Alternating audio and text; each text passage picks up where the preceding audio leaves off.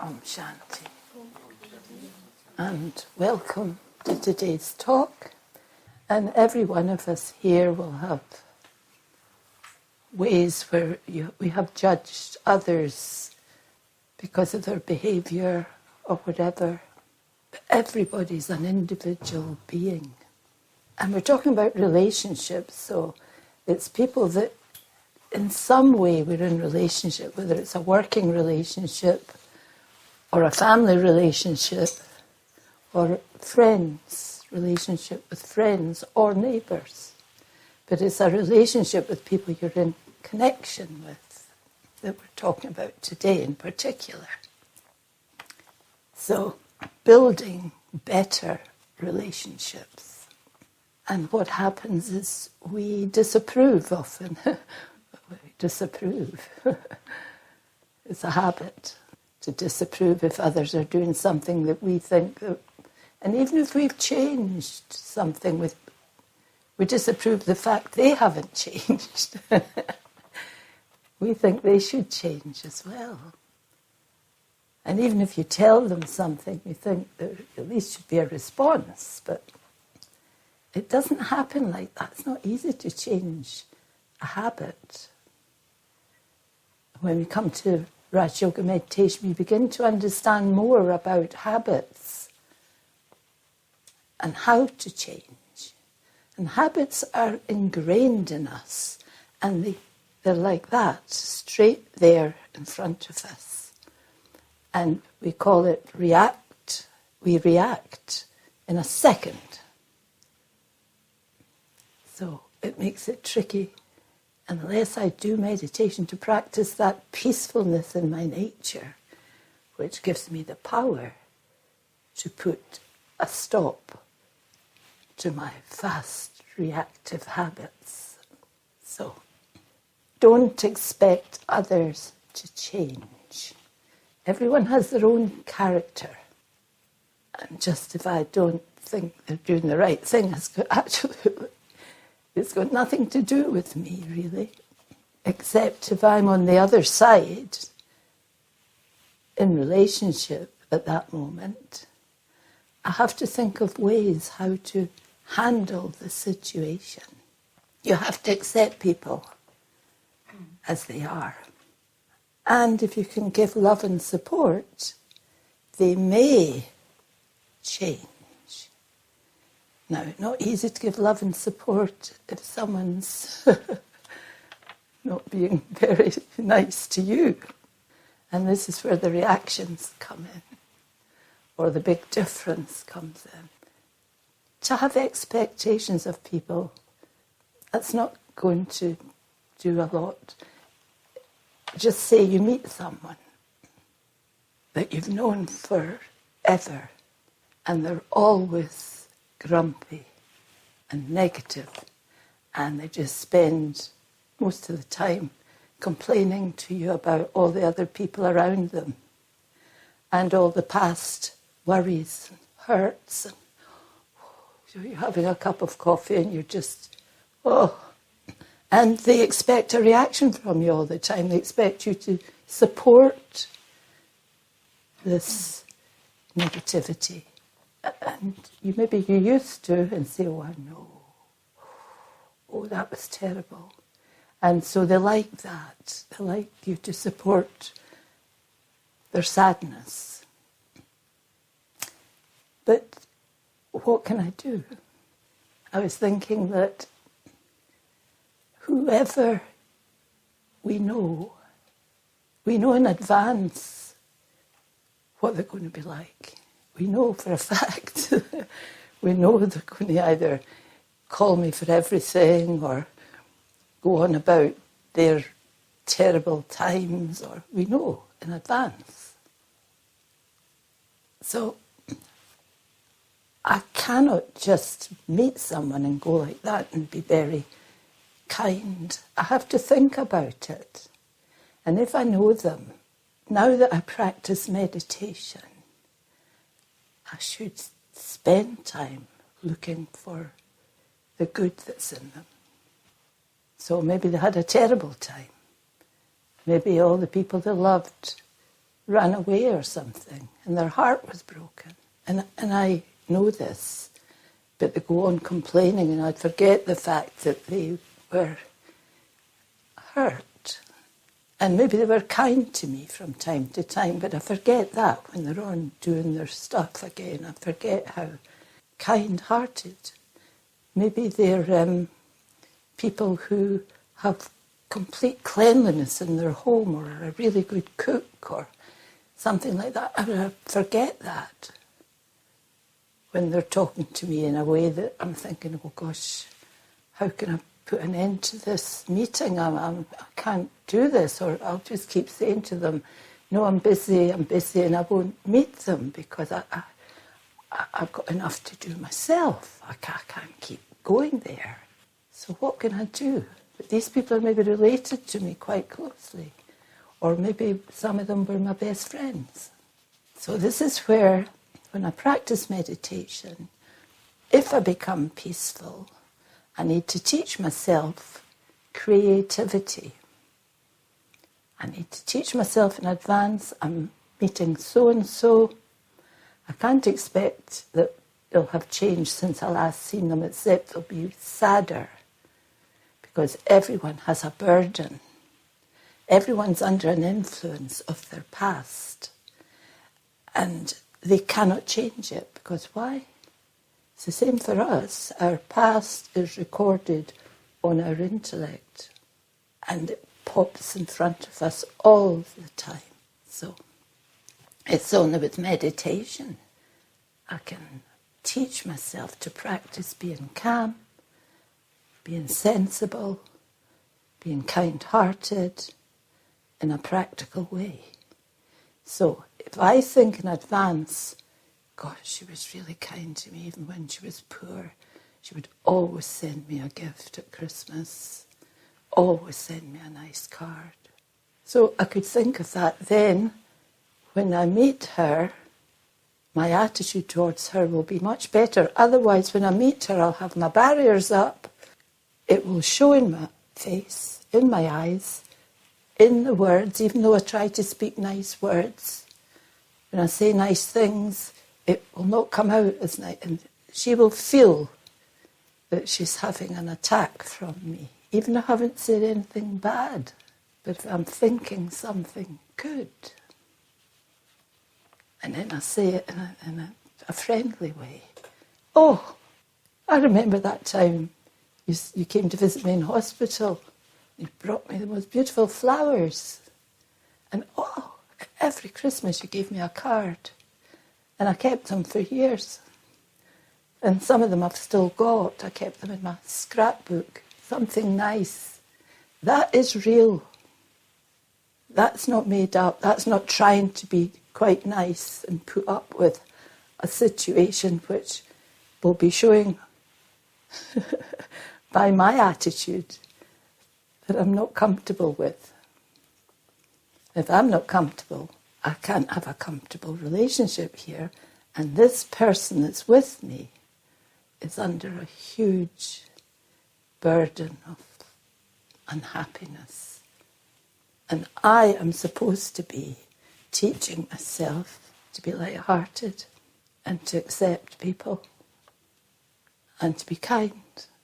So how can I be any of these things if I've already got myself with an attitude of, gosh, I'll just get this over and done with, and I'll just listen and smile and buy another cup of coffee and a cake and say, good for you, good luck. And it's false, isn't it? That is really false. I'm just sort of squashing her down, trying to keep her quiet, get away till the next time. It's my attitude, really, and I'm too busy the next time. I'm not coming back here for that again.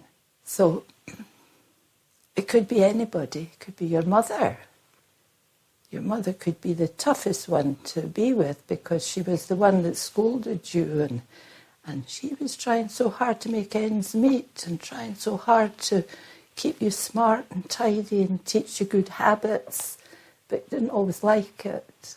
But you also got told off by her more than by anyone else. And then she gets old and a bit really cranky.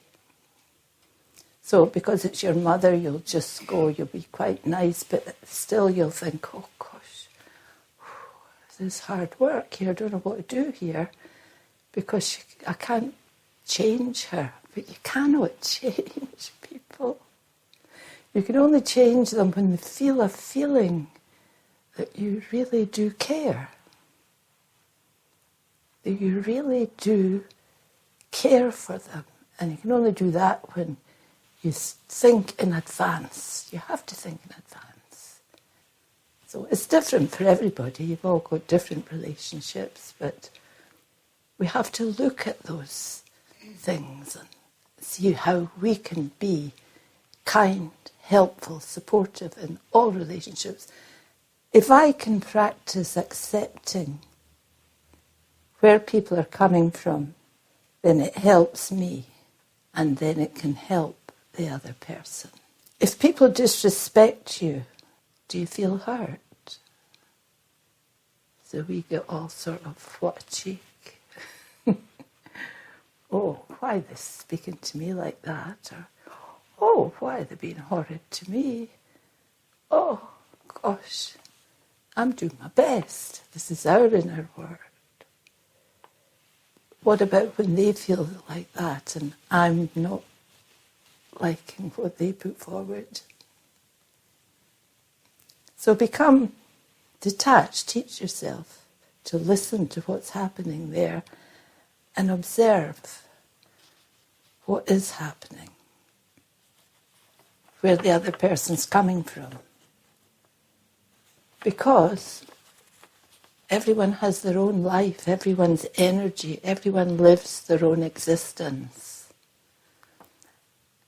And what others choose to think, if they're choosing to be angry and upset and annoyed and I don't agree with that, I just don't agree with you, I just don't agree with that, it's up to them. Because that's what they put together, two and two together at that point of time. That's the way they are. And if I get horrified by it, I think, why are they always so old-fashioned in their ways? Why do they never change? How can they change? How can they change? They're not practicing meditation. They're not practicing how to change.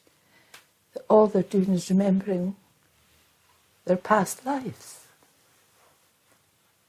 And over, they're having all the sorrow and the things, and all this time has passed, and their burden will be heavier. I need to remember that. They may put a show on at times. And most people can be quite lonely. And if I don't want to listen to what they're saying, they'll feel really, really like there's nobody, there's nothing. And ask yourself a question, because we start looking at what we think is right. And, oh, well, that's wrong. Oh, that is wrong, you shouldn't do that.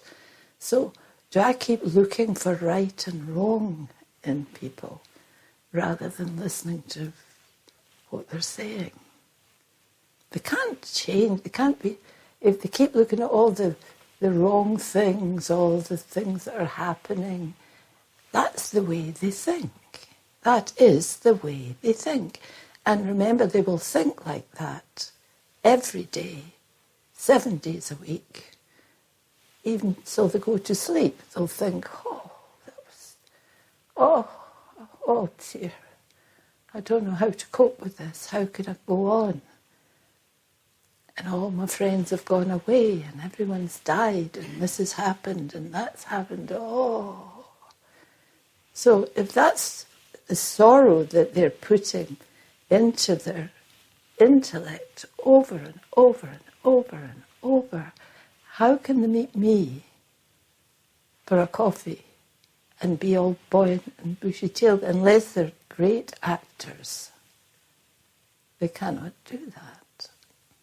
And why would I become offended by their behaviour. It might be my sister, it might be my brother, it might be my best friend, it might be my mother, my grandfather, it could be anybody, but they will not have changed. They can't change.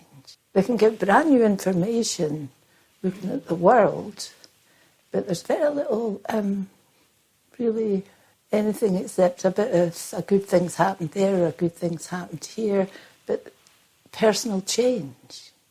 There's none of that can be happening unless they themselves find out how to change, or their friends or family show that respect and begin to honour them.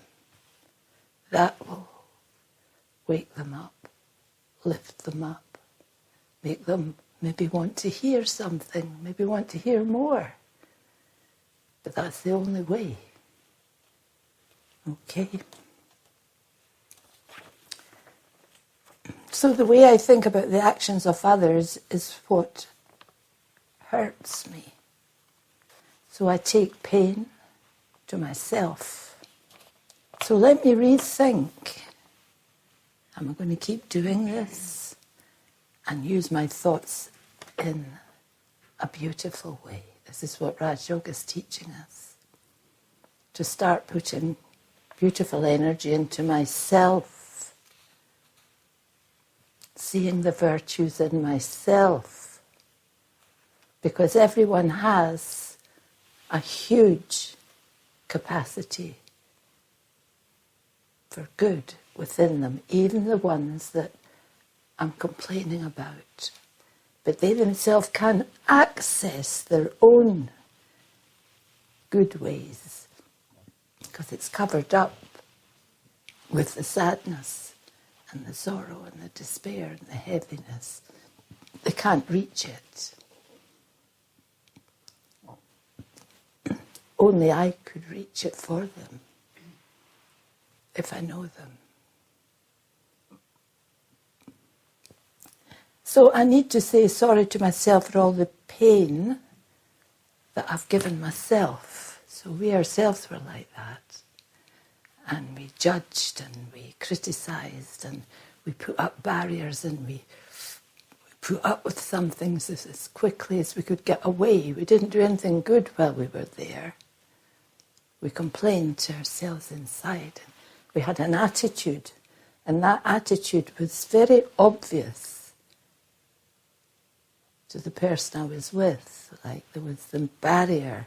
In my face you would be able to see, even the false smile wouldn't hide it. We've all been there.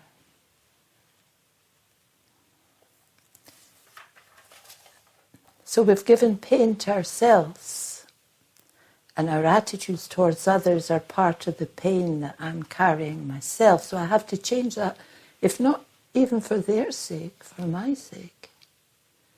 I have to stop being false. Even if everyone is nice to you, if you don't teach yourself to be positive, you'll never be happy. So I have to understand myself how I had so many not very nice characteristics. And then when I saw them, I chose to change them. I made decisions, masses of decisions, masses. Oh, no, I'm not going to go there anymore. Let me think about it. Next time something like this happens, let me put this forward instead. I'm definitely not going to do that to people the way people are still doing it to me. So even now when people do it to me, I have a way of thinking to be able to make it okay for myself and stay happy inside and say something beneficial to the situation. So build a better relationship with yourself. And for that, understand you are a soul. Be soul conscious, a thinking being. So the method is to meditate and to learn. Teach yourself to create beautiful thoughts. All the beauty's in you, but every day's happenings are in front of you. So only in meditation can you access the energy of your intellect, which people also call your third eye. But when you think in the physical way with all the troubles and the heaviness, third eye closes. You can't see. You just have to tug away at whatever's happening and be false. Because you can't change it at that point. You have to think of it in advance and understand that you've made a vow to yourself that you are not going to be like that. And others maybe still be like that to you, but you're not going to be like that to anyone else as much as you possibly can. You're going to find something good in everyone. Sounds like a big ask, but it's the truth. Everyone has lots of goodness in them, but they themselves don't know it. They've forgotten it, and it's covered up, and their third eye's closed. Om Shanti. We'll have a minute. Focus in the center of the forehead.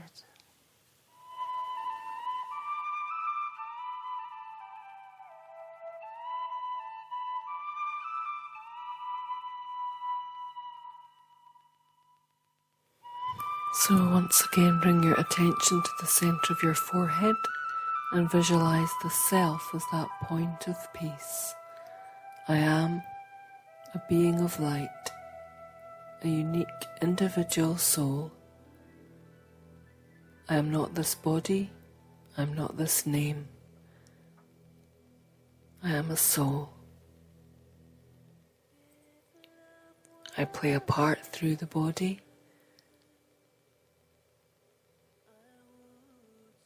But to rediscover my peace, I go back to the awareness that I am a soul.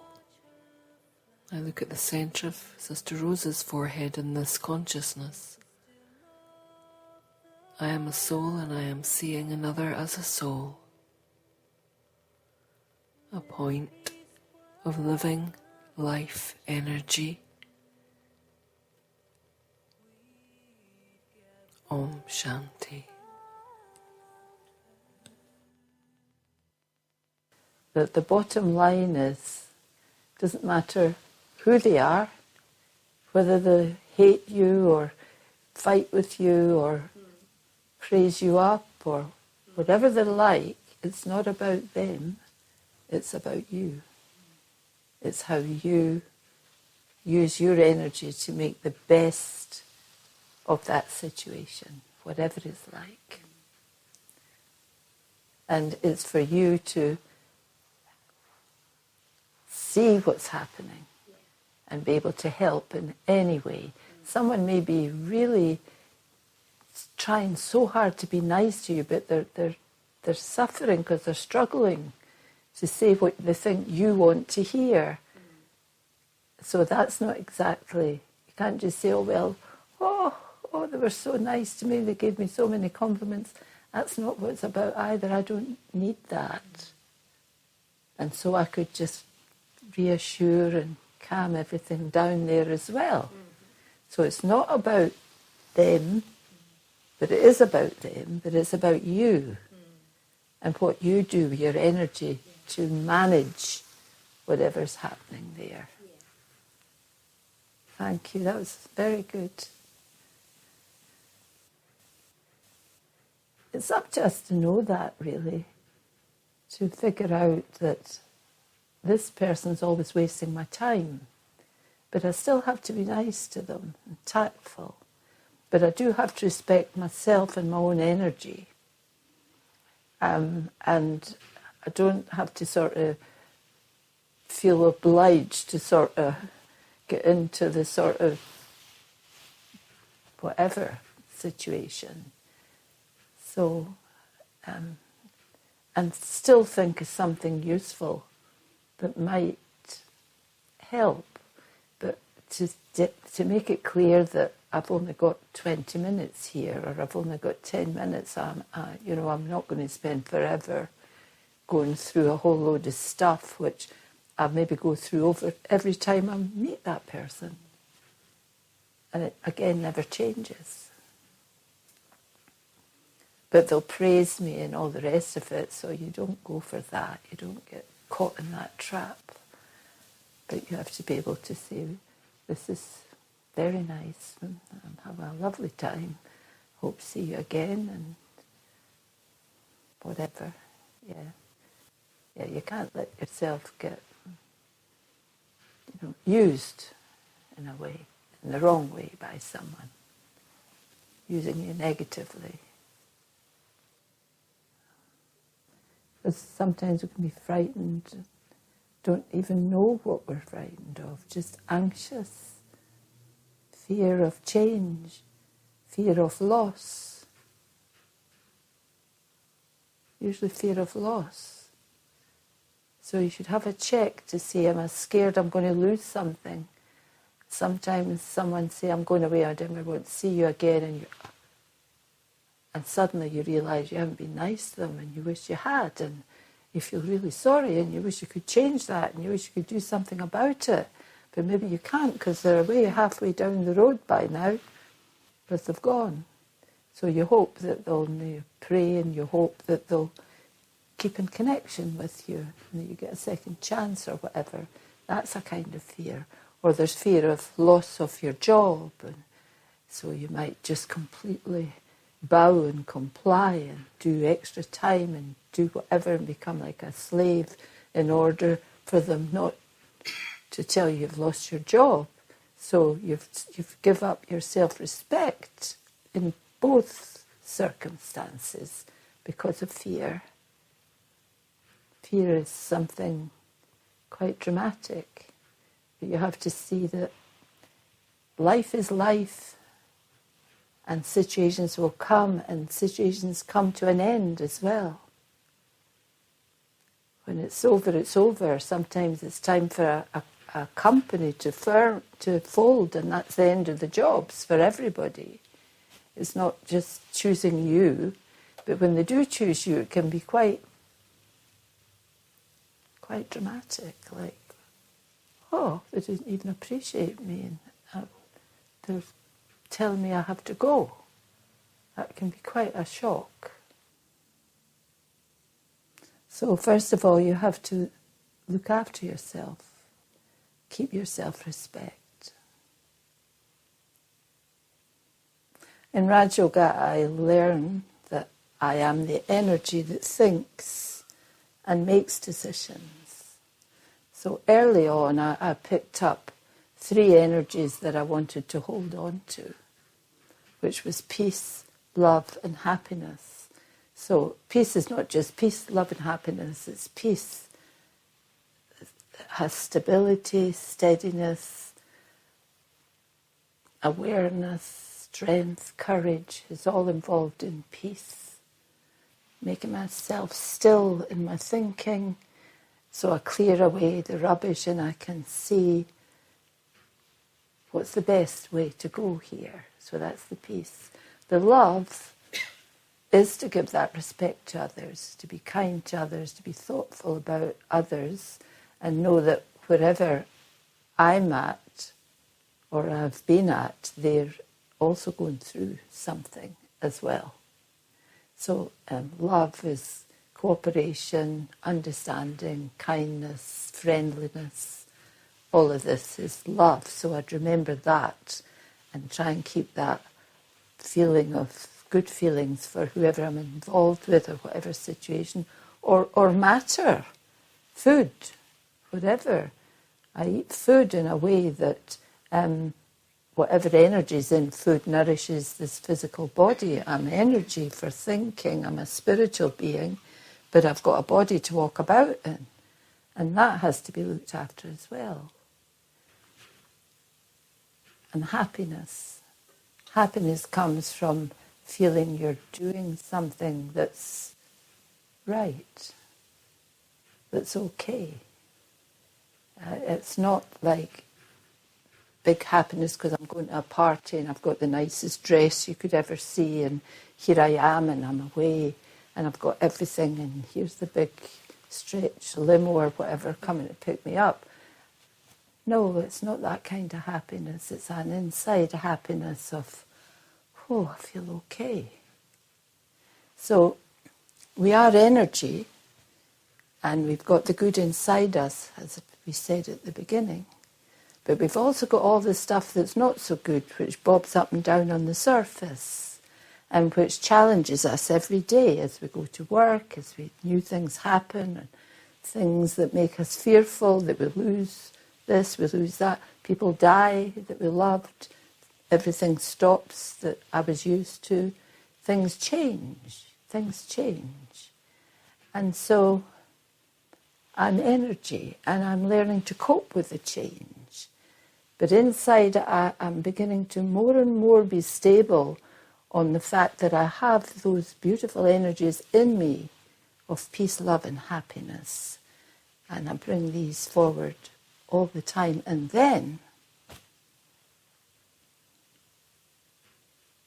Raj Yoga tells me there's another soul. It's the soul that people call God. And that soul also has a personality. That soul doesn't have a physical body to look after. So that soul doesn't have any negativity. It only has the beauty of the self. And their personality is, first of all, they are the almighty authority, highest energy ever. There's no higher energy. Do you ever hear of the God of the God? No. There is only one God. And in Raj Yoga meditation, we think of that one in the early hours of the morning to begin with, and throughout the day if possible. And that gives me the strength of this almighty authority energy, because if I think of that, it touches my energy and gives me a strength that I don't have myself. I don't have that energy. So if I don't have that energy, I can only go so far in a kind of mediocre way, even whilst looking at peace, love and happiness. But with that energy, and I think this almighty authority power, somehow it makes me act differently, sit differently, be more powerful in my compassion and my love for everything around me. And then we talk about eating food. I eat my food, so Raj Yoga tells us to eat pure food, not to eat animals or animal products, because why should I kill an animal to feed this?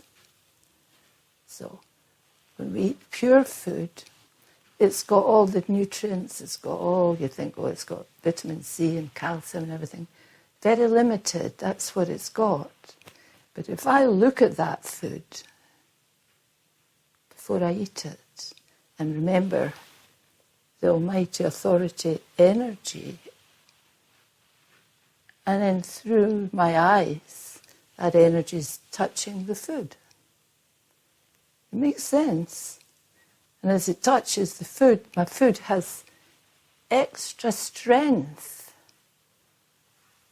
to give me extra power. And we need extra power. I couldn't survive on my own power, just my own power. No matter how much I sit and think how to be good and loving and kind and everything, it's still a limited power. Why? Because the day-to-day events and the past is still bobbing around in here. You can't go, scoot, that's got rid of all of that, and now I'm positive, and now, oh, I can be so loving. No, all that other stuff, I still have to deal with it all the time. Say, no, don't go there because it was bad for you, it was uncomfortable, don't do it to someone else.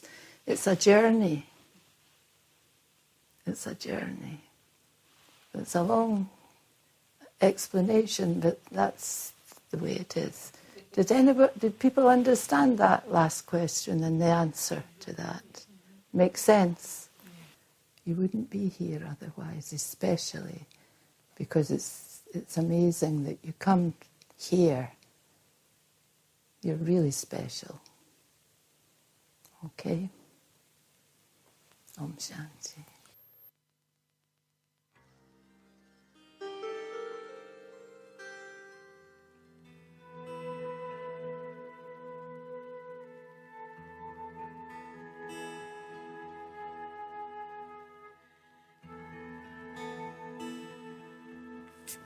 So again, just take that chance to look at the centre of the forehead and think of peace and love and happiness. You will find your